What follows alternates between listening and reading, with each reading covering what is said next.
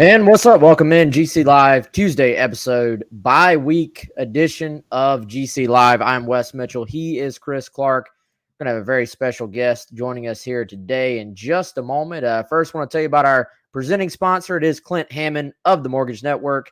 Give Clint a shout, 803-576-4450. He is the branch manager of the Columbia Mortgage Network and obviously the presenting sponsor of our show each and every day. Check him out, clinthammond.com.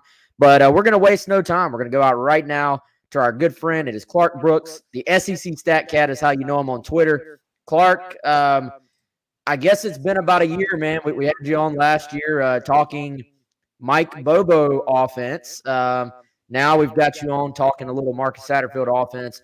But first, man, for maybe the folks out there who are not familiar with the site, not familiar with the Twitter, I know you I guess you have a subscription option now on the site. You've gone to the premium side of things. So I know that we had some people who were excited to have you on, but maybe we've got some new viewers as well since last time. So why don't you tell everybody a little bit of background about what your website and your information, your content is all about, man?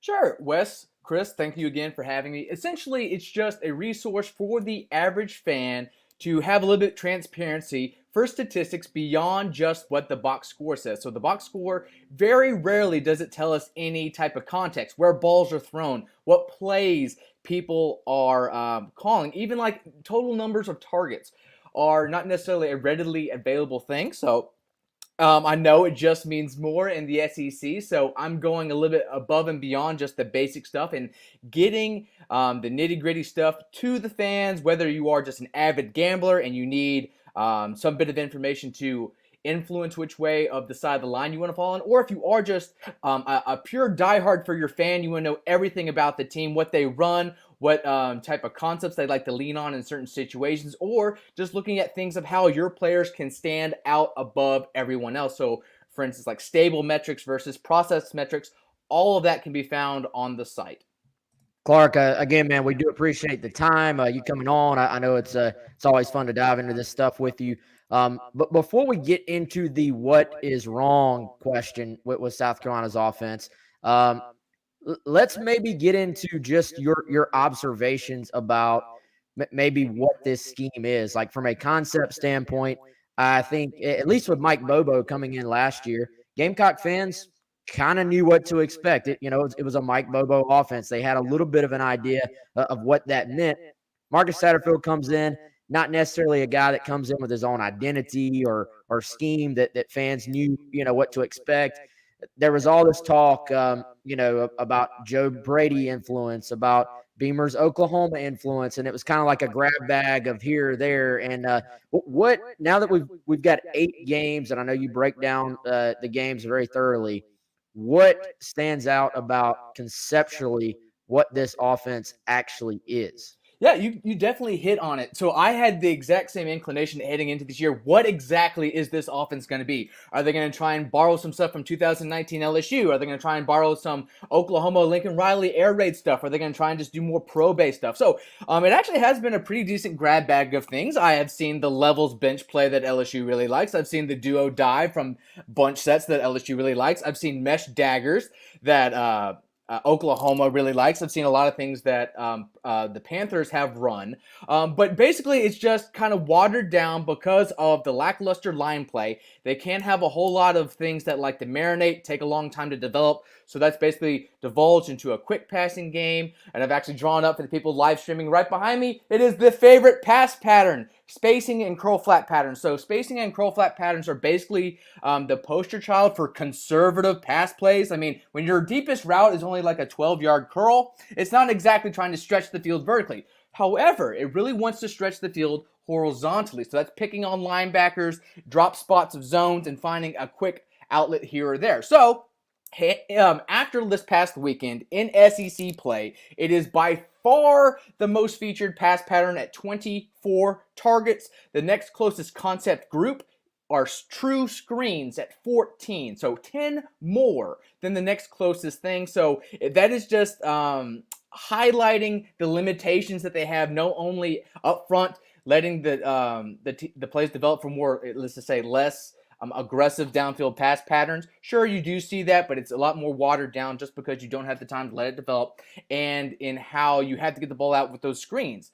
So last weekend, and we saw like 10 of them against Texas A&M. Of course, a lot of them were run late when the game was already decided. But look, this is a consistent effort because we don't trust the quarterbacks to throw downfield. We don't trust our line to give us that time, and our receivers aren't necessarily the best man beaters, so we can't necessarily run a lot of man beating horizontal things like slants and meshes at a large frequency. So the run game, it is basically a lot like I was highlighting or hinting at with that 2019 LSU team. So that LSU team, one of the highlighting factors that run game did was basically streamline everything into 2 run looks.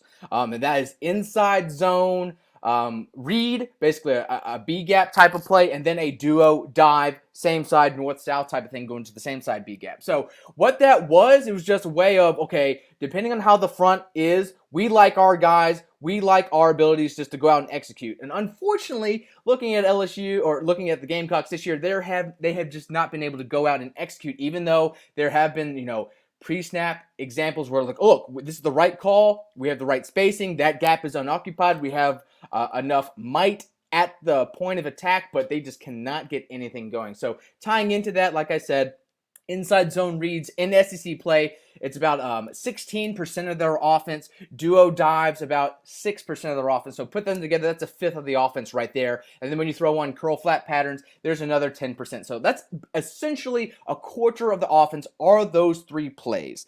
And of course, with neither of them really being great methodologies for unlocking explosive gains, that's led to a lot of small ball, long drives, trying to win in the moment. And of course, once they move backwards, which as of today in SEC play, when you take out garbage time, 10.7% of South Carolina's plays result in a loss. Only Ole Miss currently has a higher clip in the conference. So it's not really giving itself a lot of margin of error. And of course, they are handcuffed just because of the limitations they have at personnel right now.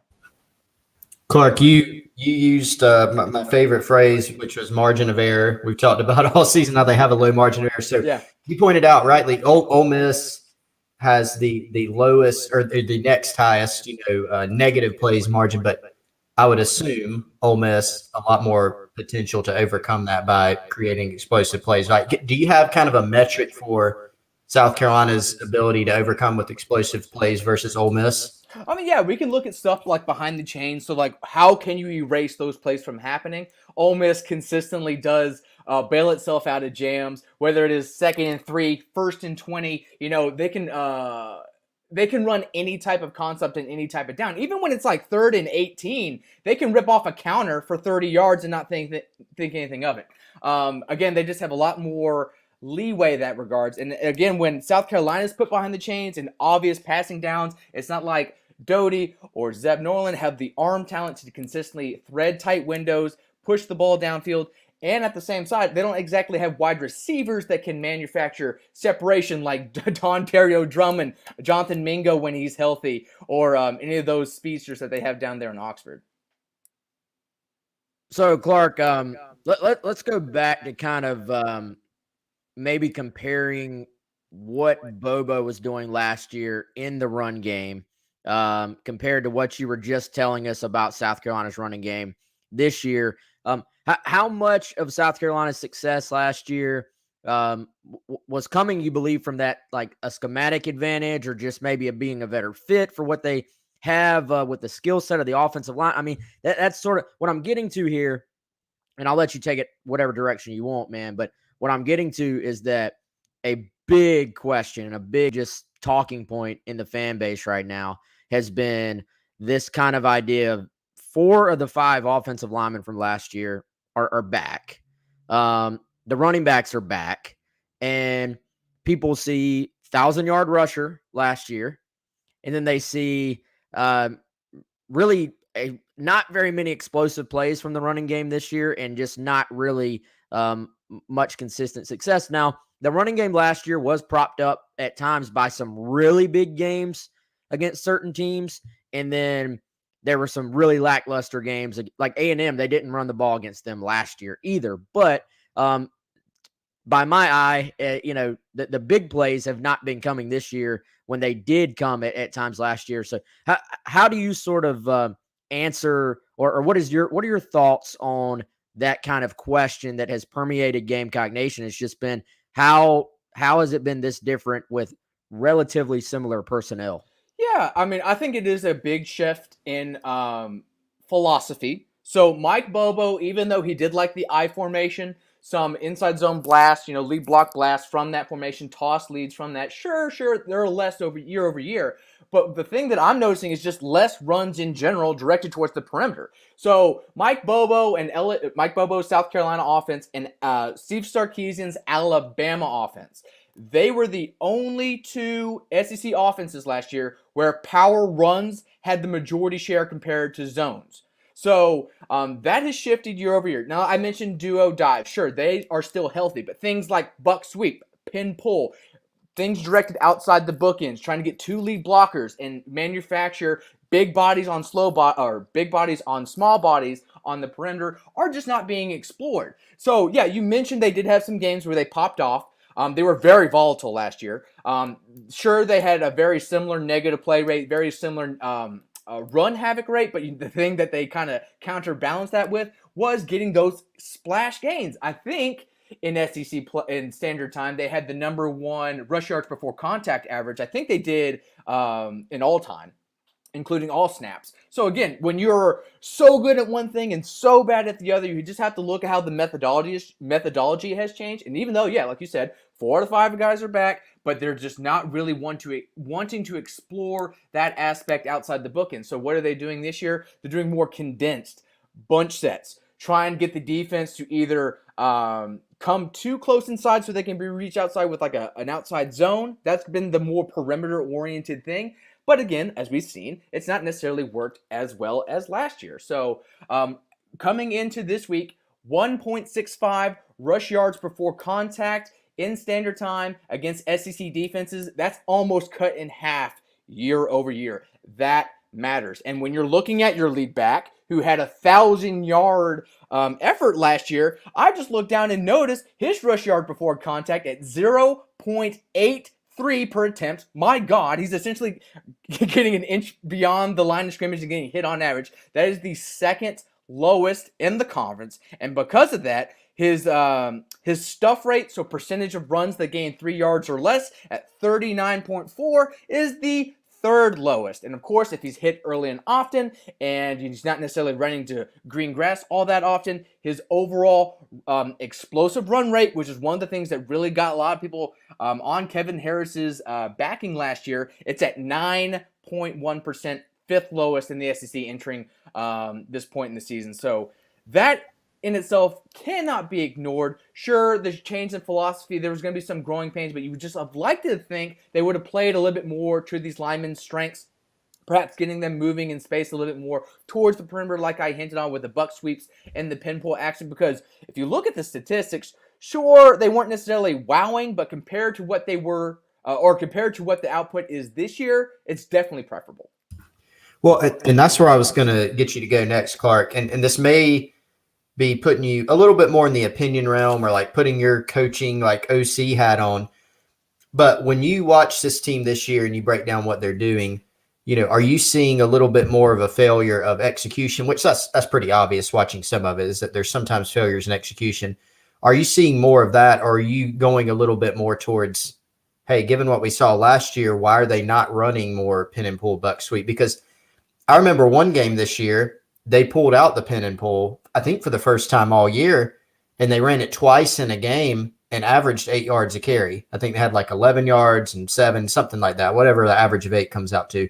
And then that was it. That's all they ran it. I think it was the Kentucky game. So what do you see? Is it more of a failure of execution? Is it more of run more of this that plays to the player's strength? Or is it some of both of those things? Those things. I mean, like, I just looked at what they have been running in SEC play. You're right. 4 of the buck sweeps or the pin pull buck sweeps, outside power reads in our categorization, 66% success rate on the buck sweep, averaging 6.3 yards per carry. So again, it seems on that very, very small sample that this team is still capable of winning that way. But I don't know why stylistically Satterfield has just not been willing to explore that type of thing. But, I mean, a good example would be to look at what LSU has done over the last 3 weeks, right? We know that their run game has been stifled. It's been lackluster. It's been muted. Issues up front with the offensive line. So what did they do? They started to lean into concepts that they haven't been running. And before this last weekend, that went gangbusters. Like, they brought themselves off of the conference floor in like rush yards before contact, explosive run rate, rushing success rate into the middle of the pack just because they featured more tackle counter gap schemes. So it was just a matter of, all right, we know what we want to do. We know our personnel limitations, our mentality, our philosophy, what we want to do is just not aligning. It's not working. We just got to figure out stuff now. And again, if it's going to be a long-term play, if you know that outside pin pull stuff, getting your linemen moving towards the perimeter is something that you just don't necessarily want to do long-term, yeah, I can get, just in terms of opportunity cost, we don't want to spend a whole lot of time wasting time on it, especially if it looks like, the season is not necessarily going to get too much more momentum moving forward in that aspect. So why put more stuff on tape as opposed to just hammer hone on the things that long-term are going to be featured with this offense? But yeah, I get the fan frustration.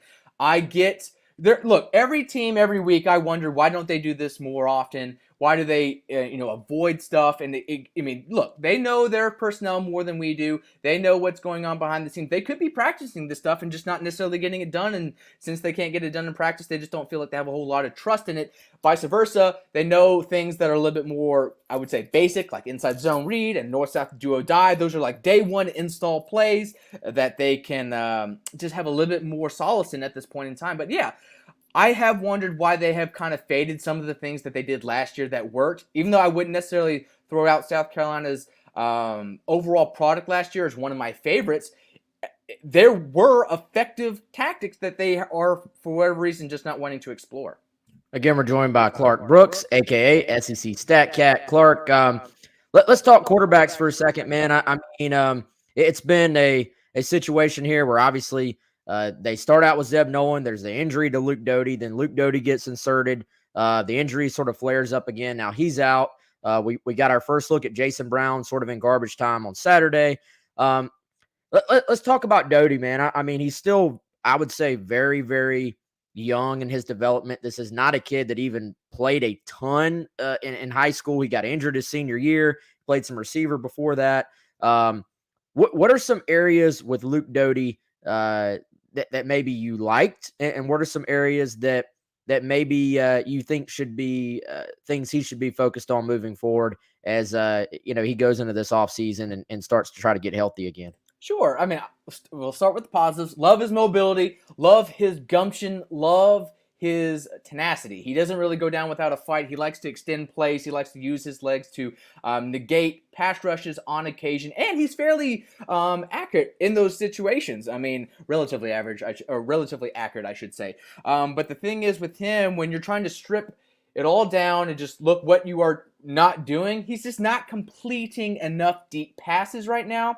So looking at his vertical pass chart, I have both of their pass charts, Zeb's and Luke's, side by side right now. He's only 7 of 20 on deep balls, and 2 of them were created catches. So those are instances of his receiver basically winning a contested ball or hauling in a catch that the average receiver should not be expected to make every single time. So, yeah, that's a shortcoming. And again, like I mentioned earlier with the conservative pass patterns, teams playing single high coverage, really trying to make it tough with that extra body in the box to run the ball. If you cannot take advantage downfield, it's a big shortcoming for the scheme. So, but again, when you're stripping all that away and you're just looking at what type of passer he is without play action, from a clean pocket, on drop back passes, so not screens or RPOs, and he's not buying time or anything like that. He has the second worst depth adjusted accuracy because of that shortcoming throwing the ball downfield, despite an average success rate, so down to down success rate. Now that might be a statistic the average person might not know. Same with depth adjusted accuracy percentage, so I guess I should probably explain that a little bit. So depth adjusted accuracy percentage takes the static accuracy percentage, which is like completion percentage. Was it caught? Yes, no. Was it accurate? Yes, no. and it applies weight the further a pass travels downfield. So if you're really good at throwing downfield, being precise downfield, you will come out smelling like a rose. If you're not, you will be hurt by this metric. And like I said, only 7 of 20 downfield with 2 created passes, or 2 created completions. Second worst depth adjusted accuracy, but down to down, he's fine because he can read defense's instruction. He knows what the offense is trying to do, get the ball out of his hands in a timely fashion. Sure, that doesn't always work out. We have seen plenty of plays break down just because of lackluster protection up front, or no one getting the necessary separation downfield. But compared to Mr. Noland, he is unequivocally the better option at this point in time. Even though both are bottom 3 in interceptable pass rate, and this floor criteria is what I say. It's like the passing floor, bare minimum. We're going to throw a guy in the backfield. What can he give us on any given pass attempt? That's what we're trying to examine when you're trying to eliminate play actions that can tilt defenses or create more separation downfield. It's scheme driven as opposed to what a quarterback is actually able to do with his throwing talent. So both are bottom 3 in interceptable pass rate, but actually both are top 4 in explosive pass rate. So they do look to push the ball downfield when there is a prudent moment, but it's just the fact that Nolan has the worst accuracy percentage, the worst success rate, and as we've seen down to down, he's just not a reliable passer. He's like 40 years old at this point. Long term, if he's not going to be a short-term stopgap starter, get us a win this week, there's no reason to give him more playing time when you guys kind of hinted on this. We're trying to find out, okay, is Doty a guy we can mold around, invest in, or do we need to give Mr. Brown more playing time or get back on the recruiting trail for hopefully a better option at quarterback? Because you need to know what he is moving forward, because the quarterback is the most important position. I don't want to keep bringing up LSU, but the fact that they've had volatility with their quarterback position and not being able to manage the environment, it basically cost their coach their job, barring all the superfluous stuff going around Mr. Odron. But Doty, he is the better option. His accuracy percentage is still kind of middling, but by far, he is the more safe option compared to Mr. Nolan. He has a preferable turnover-worthy play rate. He's more explosive. He's more successful down to down, and he has faced more pressure on average because of because playing against the harder opponents. I think that has a little bit of an aspect to do with it. Of course, Doty did not have that benefit of playing the first 2 weeks, which were the easier games on this slate, as we know. So that was a way for Nolan to kind of pad the numbers a little bit, but still, after all of that, Doty still looks to be the better passer despite having the higher degree of difficulty. So let's talk about Jason Brown a little bit. You mentioned him. Good chance we may be seeing more of him, Clark, because Luke Doty out for the season, Zeb Nolan having a meniscus procedure this week. The staff in their release, the university's release, says that he'll be available for Florida. Obviously, meniscus surgery. We'll see. We may see more Jason Brown. We saw his most extensive action against A&M. I think it's really interesting that when you go through and when you log your stats, that you account for garbage time, right? So Jason Brown obviously saw some garbage time snaps against A&M. He did some good things during that time. Give us your assessment of how he performed against Texas A&M. Again, they ran this 7 times in the fourth quarter, the curl flats pattern. It's not a play that you demand a lot of talent from the quarterback positions. Like, look, dude, if it's single high, we're going to take a curl on the outside. If it's too deep, one of the inside guys to maybe find a little hole on the perimeter. If it's man, maybe one of sometimes they'll line up the running backs in one of the flat attacking things. Maybe you'll be lined up with a linebacker, win one-on-one. There's your read. It's a quick thing. You're not going to be in the pocket too long. It's very pre-snap determined type of thing, hot potato type of thing. So he wasn't really asked to do a whole lot. He had one deep pass attempt towards the middle of the field, which was overthrown. It was not open by any means. But just having that on tape, I can tell you, it looks like his arm talent in terms of just driving the ball downfield might be better than Doley's and Nolan's at this point in time. But it's just a question of accuracy, my man. How can you can you do that consistently enough on attempts 10 yards downfield. Any quarterback can go out and complete like an 8-yard curl route or a 2-yard route to the flat. That's not telling me anything. And unfortunately, just because it was garbage time, they were just trying to get out of it. It was a very watered down script for him. But look, he did go out and execute. Those looks had like a 50% success rate, or the team had like a 50% success rate. I'm going off the top of my head, so I do apologize. In the fourth quarter, so that wasn't necessarily a complete wash, especially considering entering that final stanza, they only had 1 first down from scrimmage and 3 wild snaps. Not the best ratio to reflect offensive efficiency. So moving forward, I'm just curious just to see if his arm talent will result in a little bit more verticality, a little bit more things like Portland Yankee shots, which is a thing this offense does do on occasion. It's generally like a 2-man route combo consisting of a deep dig and a deep over top post. We just saw he has prerequisite arm strength to drive the ball towards the deep middle of the field to take advantage of a collapsing safety should that opportunity arise, and not necessarily result in a contested attempt, an off-target attempt, as opposed to a catch-and-run type of scenario. So you got to like that upside, but I'm still very, very hesitant considering what they asked him to do, and his precision is just not necessarily great in the small sample size that I got to see him in.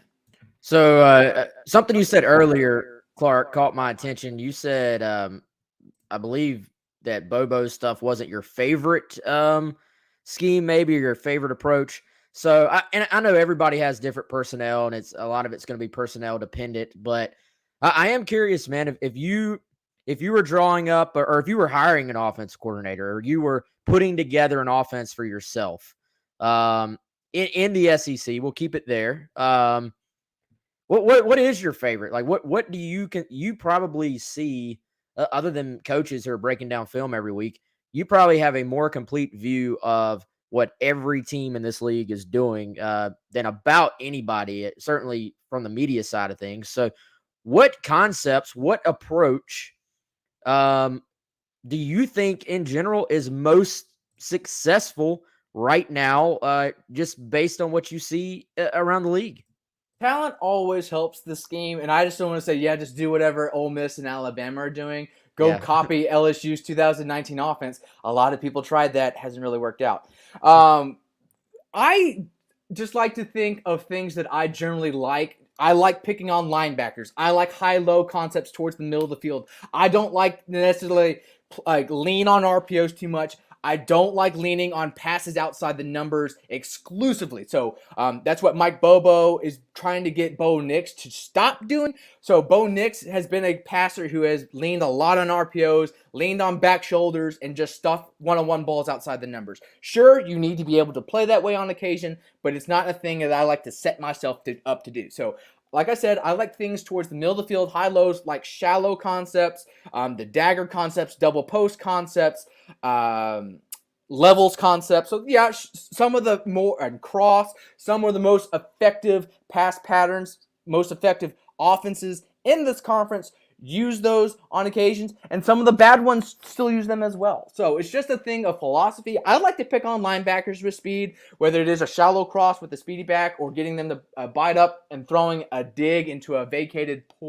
portion of like a cover 2 zone, or attacking the seams against cover 3. I'm very big on just pressing linebackers in different ways, whether it is putting them out of sorts, trying to rally towards the line of scrimmage and tackle, or make them cover downfield, carry the number 3 receiver vertically. Like a bad example, right? Because obviously he won the Heisman. He's a talented cat, and nothing against Tough Borland, but he's a slow-footed middle linebacker, and when you have to have a slow-footed middle linebacker carry Devontae Smith in the national championship game, I like to see that from a schematic standpoint, because normally the old school of thought was, okay, our tight end, he's always going to be our number 3 receiver. So speaking of number 3, if you have a 3-sided receiver, 1 outside, 2 middle guy, 3 on the innermost. Usually those are tight ends or running backs depending on the formation. But when you're able to put in speedy guys against those linebackers, it really does accentuate the already advantage that some of these patterns have. So yeah, there are certainly things that I really do like. I really do like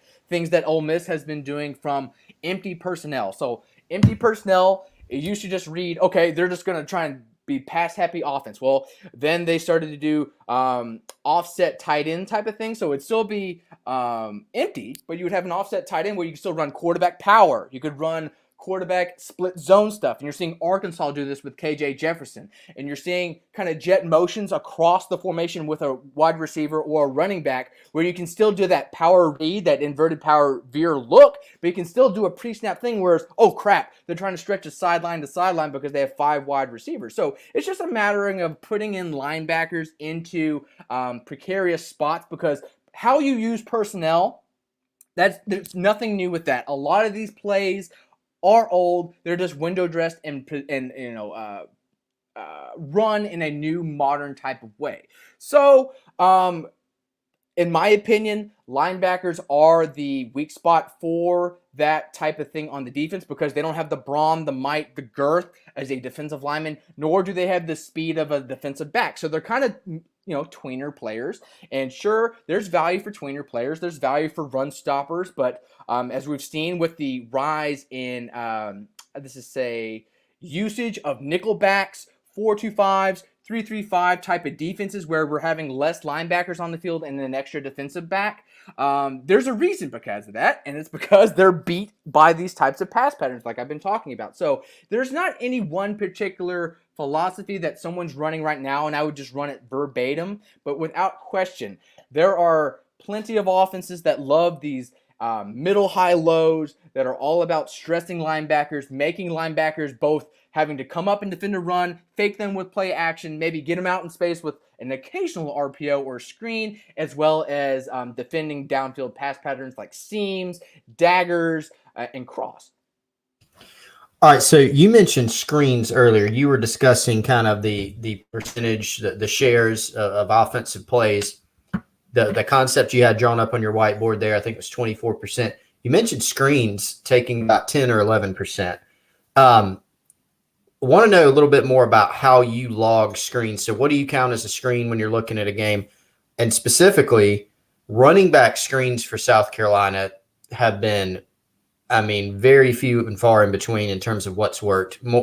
Usually, they've gone backwards. I think they had a pick on one that bounced off a running back shoulder pads. Has not been successful at all. It even came up during the broadcast of the A&M game. So talk to us a little bit more about what you've seen in South Carolina's screen game and kind of how you log those. So screens are a little bit different from RPOs. So there are outlet screens on RPO, so like bubble screens, tunnel screens.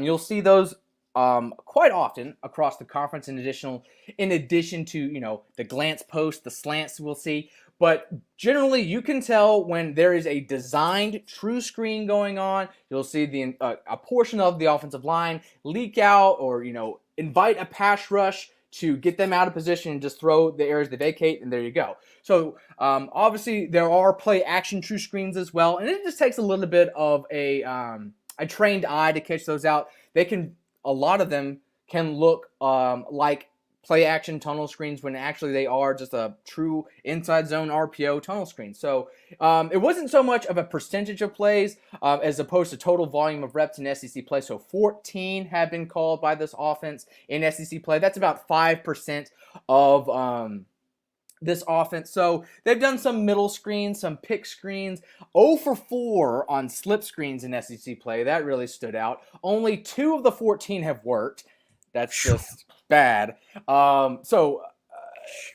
In general, we kind of hinted on this earlier with asking your linemen to play a little bit more in space, and you would have liked to have thought or like to think that this was a capable offense of doing that. Well, last year this wasn't exactly a strong screen team either. So it's just a matter of, okay, shoot, we can't pass the ball downfield. We know they're going to be sending a heavy pass rush, so we might as well just lean into it a little bit. And again, when the returns aren't coming and you don't necessarily have the personnel, or you don't feel like you have the personnel to take care of that consistently. So yeah, they only called one. I just refreshed my numbers so I could have it for you. They only called one screen outside of SEC play. So again, when they're playing their harder opponents, this is going to be an aspect that they're trying to do just because their hands are tied in so many different areas. So Overall, on the season, 15 have been called. That's about 2.9% play share, but in SEC, that basically doubles to about 5%. And it's just completely lackluster returns because they don't have the guys to make guys miss consistently or have the guys to have the wherewithal, the awareness to completely momentarily stop the pass rush and leak out in towards the perimeter and find a new head to get a hat on. Final question I got for you here, Clark. Let's talk these final 4 weeks. What is there any? I hate to say it like this, but is there any hope for Gamecock fans that they might see a little bit more efficient offense down the stretch? They go into this bye week. I guess I'll kind of ask the way I did earlier as well. If you had if they were like, hey man, we need you to come in and consult on this offense. What are some changes you feel like South Carolina maybe could implement, or is some of this? I mean, I think always the question ends up how much is it just you got to continue to add better players and guys that can make people miss and guys that can pass pro and stuff like that. How much of it is a problem that can be fixed in a shorter period of time versus just a long fix where you've got to, I don't know, find some answers and find players? I think there are some things that they can do moving forward. I don't mean to crap on this lovely curl flats pass pattern because, entering this week, it has a 50% success rate. It is their best play. Look, I mean, it has gained the third most yardage of any concept group with 201. That's about 7.7% of the yards, 6.3 yards per attempt. Only the vertical divide or one-on-one deep balls average more yards per attempt, and obviously that should make sense because of the very nature of the play. But the thing with me is, we know the run game has been lackluster. It doesn't look like there's going to be a whole lot of opportunities to run the ball moving forward, so why not lean into the early down passing a little bit more? Now, we know Oklahoma is an air raid team, but they're still very, very healthy in early down running. They're very, very healthy in gap schemes, in movement, and having a different type of window dressing type of thing to manufacture some things downfield. But at the same time, they still feature mesh. They still feature dagger on early downs. I would lean into those type of things more on early downs. So early on in the season, I wrote about it, and it's just a thing that I liked. That's just a pattern I generally do enjoy. So mesh, for people who are uninformed or just don't know what I'm talking about, it's basically a concept with two intersecting shallow crosses. Obviously, if you're behind the chains, like 3rd and 13, you can run them with a little bit more depth downfield, but they're generally about 3 yards downfield, two intersecting drag routes. And what you do with the other complementary routes basically categorizes what type of mesh is it. Does it have a sit hook with a running back wheel? Then it's the Kelly mesh. Does it have a deep dig in a seam? Well, that's the Lincoln Riley dagger play that they really do like to run on 3rd down from empty. Things that this offense was doing on early on in the year. But again, as the trust from the offensive line waned, so did usage on that concept. But again, don't set yourself up to play 3rd down. If you're going to think it works on 3rd down, on 3rd and 6, why not call it on 1st and 10? Again, it's a very low floor type of play with two shallow crosses at 3 yards. Even if you just complete one, you can lean into what Mike Leach does. He runs mesh more than anybody else in the country. He's fine getting 3 to 4 yards on 1st down, getting 2nd and 6, and managing the downs that way into a more methodical type of offense, because explosive gains have been something the air raid has struggled with since moving to the SEC. So it's just a matter of setting yourself up for more advantageous opportunities.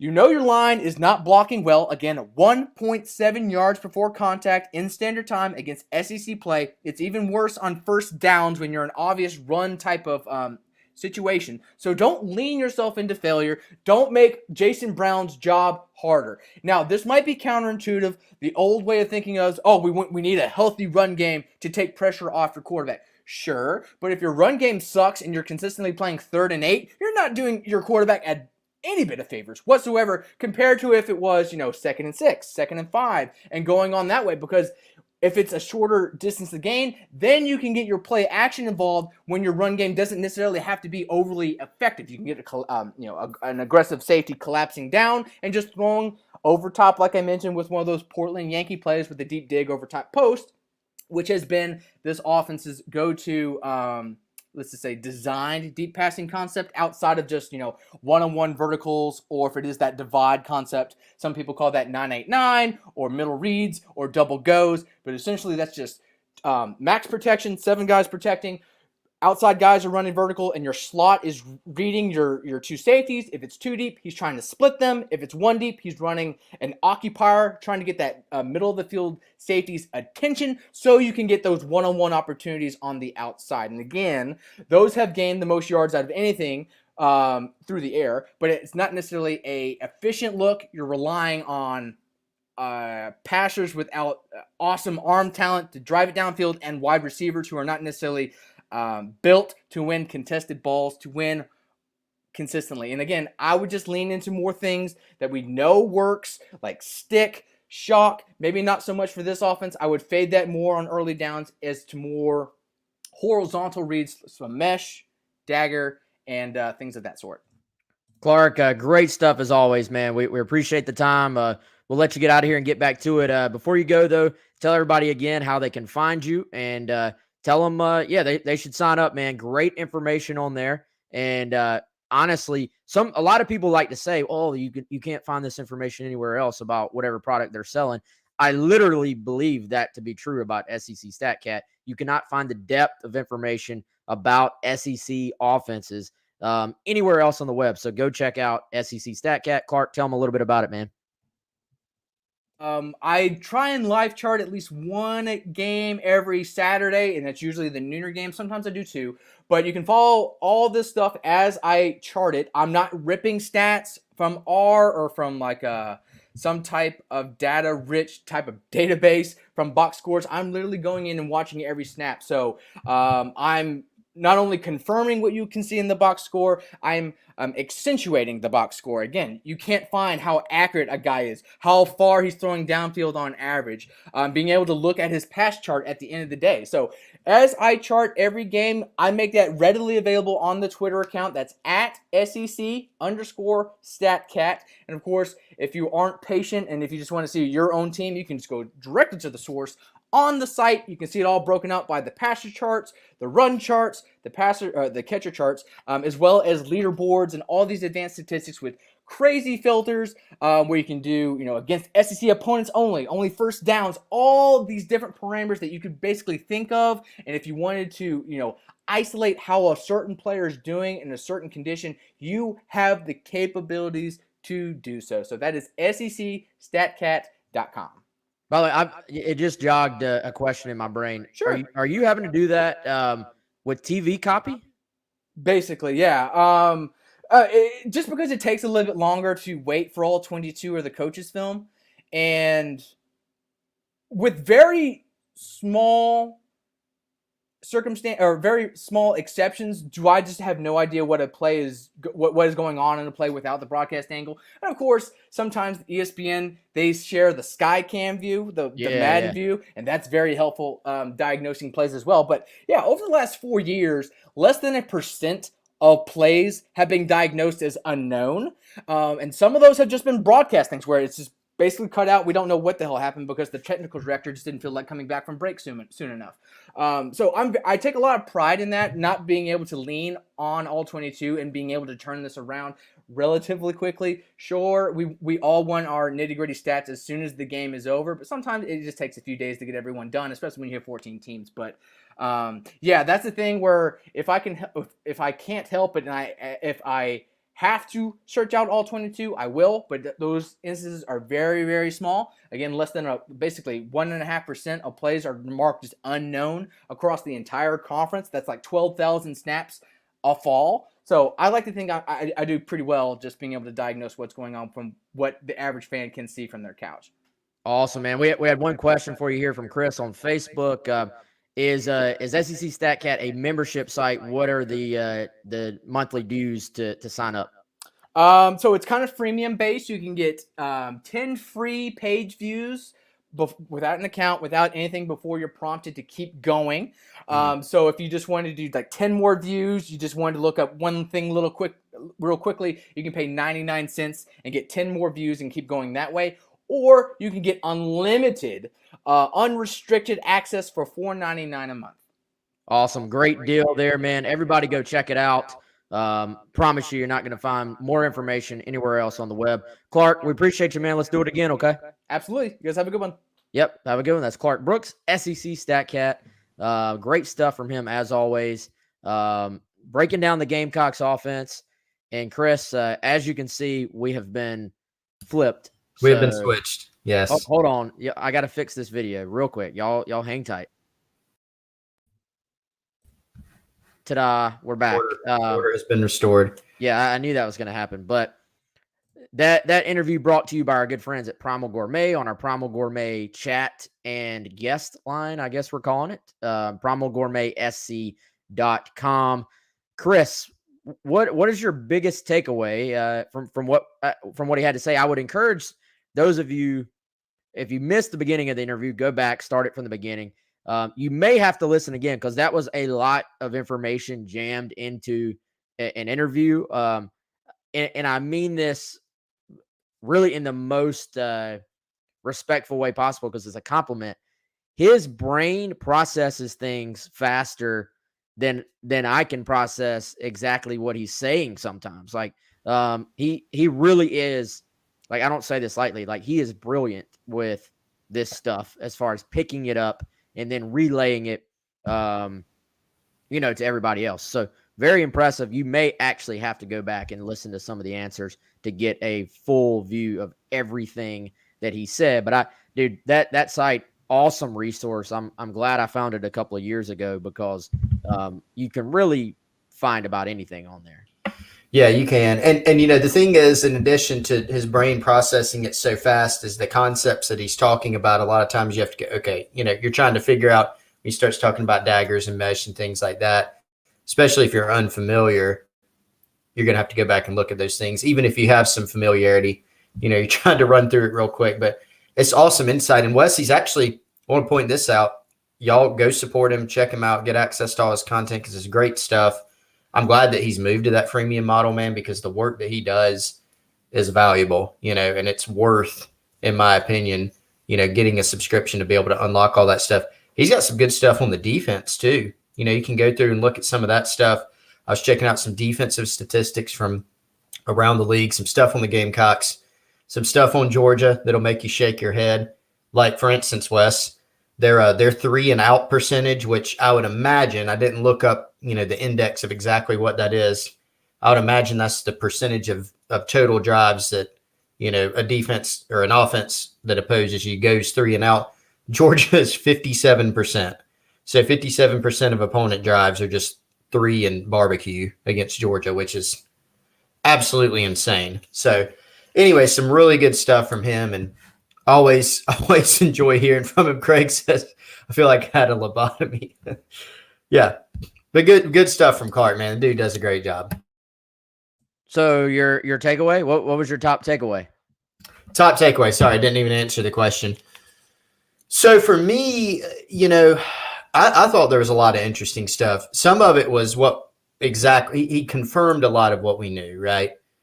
South Carolina's not run a lot of pin and pull. The screen game has been maybe even worse than we thought. Especially the running back screen game. Or at least equally as bad as we thought. Like equally or worse. What was the one stat? I think 2 of 14. 2 were successful. 2 were successful, just in total. So that was really bad, obviously. I think for me, and this is going to be a strange takeaway because it doesn't really I don't know if it's exact on target on something that you can actually latch onto, but just the fact that South Carolina has had some plays, especially in the run game, that have had small measures of success. Like Clark said, we are not in practice daily, right? So it could be that they're running these plays in practice or there's some reason that they're not. But in the games, we talked about, for instance, the pin and pull stuff, the buck sweep. They've had some success on those in the very few limited times they've run them. So are those successes more of an outlier? Should they actually be running more? That's kind of a takeaway for me, and it's more of a question. I can't even make a statement on why that is, but I did think it was interesting, because we've gone back and looked at some of the games when we rewatch. We look at it and go, why not diversify some things a little bit more? And they've tried some different things throughout the year. They've tried, reverses. They've done some perimeter runs, some outside zone. But why has the pin and pull, the buck sweep, why has that gone away, so much this season? I don't know if we have an answer to that, but they have had some limited, successes in that category. No doubt, man. I get the weirdest calls these days, guys. I have no idea what that call is about. Sorry, I got distracted. But all right, so let's talk. There's really, I'll be honest, the reason we had Clark on today because it's bye week, so there's no press conference for Beamer today, no press conference for coordinators on Wednesday. So, and there's no new opponent to talk about for Saturday. So I figured this is probably as good a time as any to take a little bit more of a big picture approach to the show and to have somebody on that we haven't heard from since last year. He did a great job breaking down the Mike Bobo offense with us last year, and I knew he would have some good stuff on what was going on with the offense for South Carolina this year. So we went straight to Clark at the beginning of the show. That means we have not gotten into any of the latest news. Again, there's not a ton of stuff going on, but we did get the confirmation yesterday, confirmation of a rumor that had sort of been circulating before that. Zeb Nolan, a meniscus tear that's being repaired today, probably was this morning, actually. South Carolina hopeful that he will be available for the Florida game. They went as far as to say they expect him to be available for the Florida game. That's optimistic, I think. But, we talked quite a bit about Jason Brown on yesterday and how maybe, on Monday, I should say, maybe a situation where you might have been wanting to see more of him anyway, just to find out. But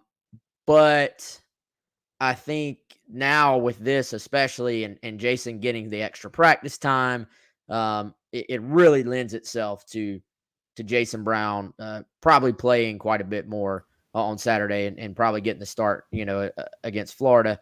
But I'm curious to see. I think to Clark's point, they need to adjust the play calling, the style of the offense for this game, the game plan. They're not going to change the offense. And I do think it's interesting whenever coaches get asked, Chris, we've heard this with Zeb, we've heard it with Luke, when the different QBs were getting changed. The question is almost inevitably always, are you going to change the offense for this quarterback? And for the most part, the coaches will be like, no, for the most part, we won't. They're not going to change the offense. The question is, are you going to change the game plan? Are you going to change the play calling? Are you going to change what you do this week? And to me, they owe it to themselves. They owe it to Jason Brown. They owe it to everyone on the team. If Jason Brown's going to be the guy to put together something that fits his skill set. We've seen he can run the ball a little bit. We've seen he can make people miss. We've seen he can stretch the field. Even in garbage time, Clark already sort of saw the book. The kid can sling the football. The issue is he going to be accurate, consistently accurate enough for South Carolina to get what they need out of the quarterback position? Yeah, and we talked about this yesterday, and we've talked about it in some of the time periods, leading up to the season and during the season where more people were clamoring for Brown to play, that, that was the issue, turnovers, taking care of the football decision-making. Those are things that had to be factored in. And I think we saw some of that against A&M. We also saw some of the good that he brings to this team, which is he's a bigger kid who has athleticism. He navigates pretty well in the pocket. He kind of has a knack for being able to escape, to make some plays, to make some off-rhythm plays, which for an offense that's really struggling, Wes, that's what you need. You need the ability to create some off-rhythm plays and to convert them. You need to be able to push the ball downfield. He's certainly willing to do that, right? To take some shots down the field, sometimes, maybe to the offense's detriment. But you have to be able to take some of those chances. So decision-making, I think, will be the biggest thing. If he ends up getting more run, whether it's against Florida or just the remainder of the season, that'll obviously be a huge thing. But he does have, some intriguing physical tools. As Clark pointed out, I think they ran, their most popular pass concept, kind of their go-to. They ran it 7 times and had some decent success with it against A&M. Now, it was late in the game was out of hand. But probably, Wes, keeping things simple, at this stage, regardless of who's at quarterback, right, is probably a good idea. Maybe Jason Brown can create some of those off-rhythm plays. Maybe he can run the ball some for South Carolina. Maybe they pass a little bit more on those early downs, those first downs, to help set up the run a little bit more. It'll be interesting. You can't completely overhaul the offense at this point. I know nobody wants to hear that, but you can't. You can't start over. This isn't preseason. You're not installing a new playbook, but changing the approach is the best that you can hope for at this point. 4 games left. It is what it is. First 8 games, those happen, right? You can't go back and change that. But is there something that can be done to spark things going forward to make this, more of a serviceable unit, which is what they're going to need if they're going to spring an upset or two, and make it to a bowl.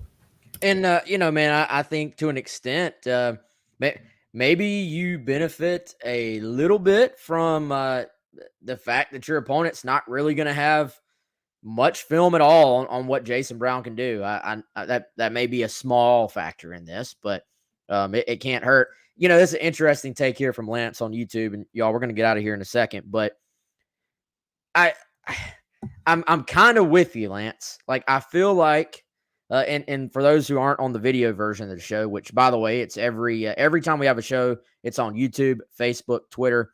Apparently, there was an issue with the Facebook feed yesterday, so apologize for that. If you ever see that it's not on whatever feed you are looking for, always go to YouTube. That's sort of the default one. It will always be on YouTube, youtube.com/GamecockCentral. But for those who are listening on the audio version, Lance says, I can live with the turnovers, just make it exciting. Coaches are paid to win games, not to provide excitement.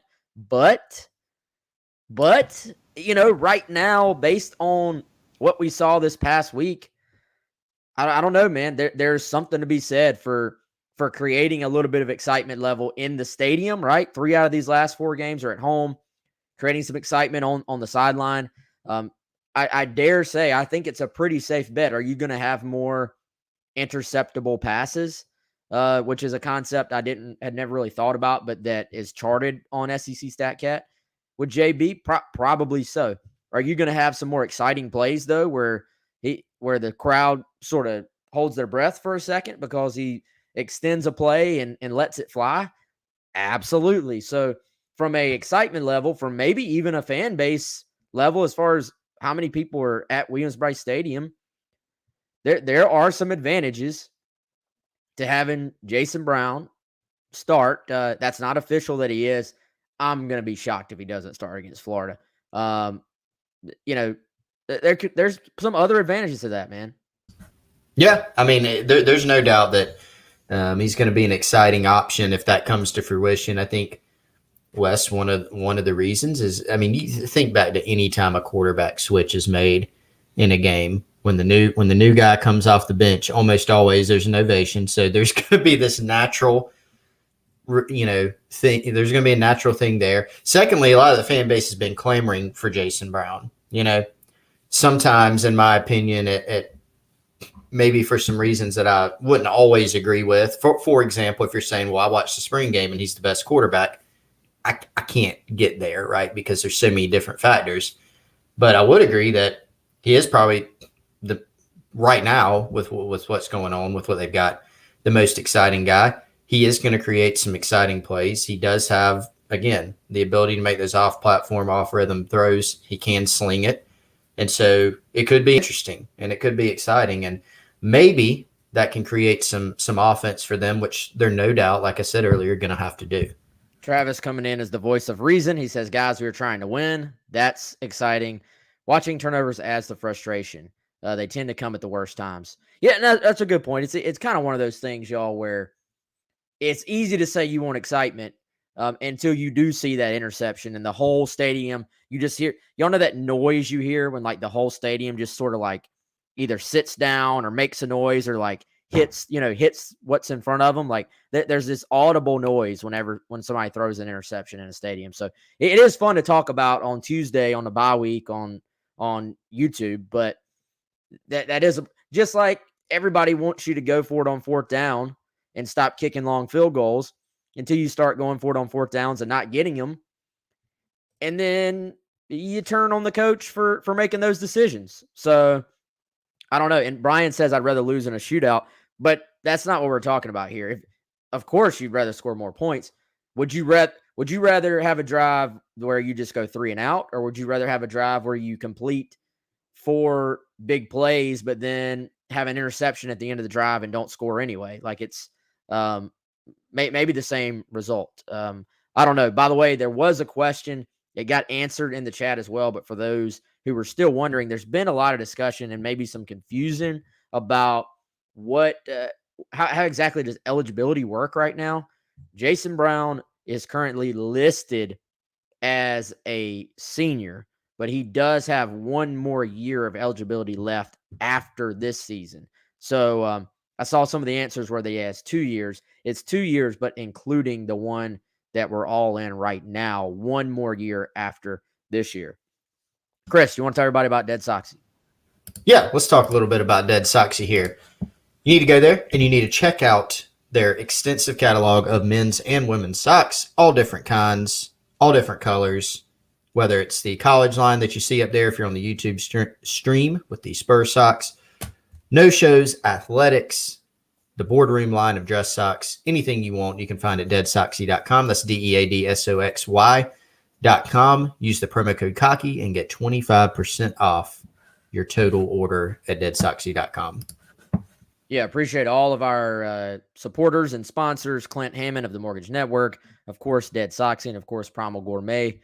Have you picked up your weekly order yet, Chris? Oh man, I tweeted something earlier.